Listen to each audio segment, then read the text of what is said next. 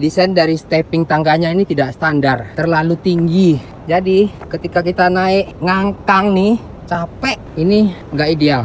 Jujur ngos-ngosan.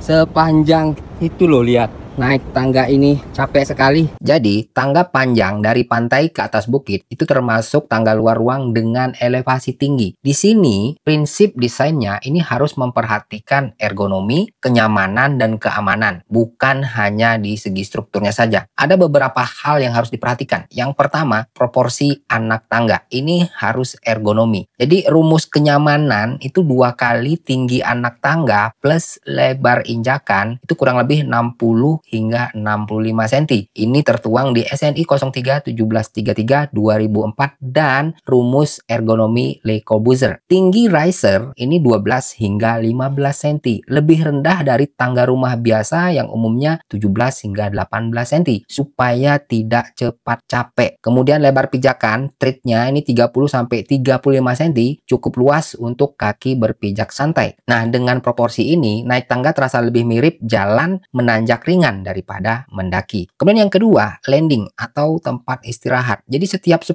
hingga 12 anak tangga ini wajib ada landing datar, minimal panjangnya 1,2 hingga 1,5 meter. Untuk tangga panjang, misalnya ratusan anak tangga yang kayak yang saya panjat tadi, ini sediakan rest area tiap kurang lebih 3 sampai 5 meter elevasi naik. Rest area bisa jadi viewpoint sekaligus tempat duduk, spot foto, dan peneduh. Yang ketiga, lebar tangga. Nah, ini minimal 1,2 meter agar 2 orang bisa berpapasan. Kalau untuk wisata atau area publik, ini lebih ideal 1,5 hingga 1,8 meter. Nyaman dan aman. Yang keempat, material dan tekstur. Nah, jadi gunakan material anti-slip, batu alam besar, konkrit brush finish, kayu dengan anti-slip groove, ya. Hindari keramik licin karena berbahaya saat basah. Kemudian tambahkan drainase kecil di samping tangga agar air hujan tidak menggenang. Kemudian yang kelima, pegangan tangan atau handrail. Nah, ini penting ya. Tinggi kurang lebih 90 hingga 100 cm dari anak tangga. Jika tangganya panjang dan curam, ini sediakan double handrail untuk dewasa dan anak-anak. Kemudian bahan tahan korosi kayak galvanis, stainless, kayu keras yang difinish. Kemudian yang keenam, peneduh dan vegetasi. Jadi untuk akses pantai ke bukit atau sebaliknya bukit ke pantai, ini panas matahari sangat terasa. Jadi gunakan pohon atau kanopi alami. Tanam pohon peneduh di sisi tangga atau buat struktur kanopi bambu atau kayu. Yang ketujuh, penerangan dan keamanan saat malam. Jadi pasang lampu bola atau lampu LED di anak tangga handrail, ini yang hemat energi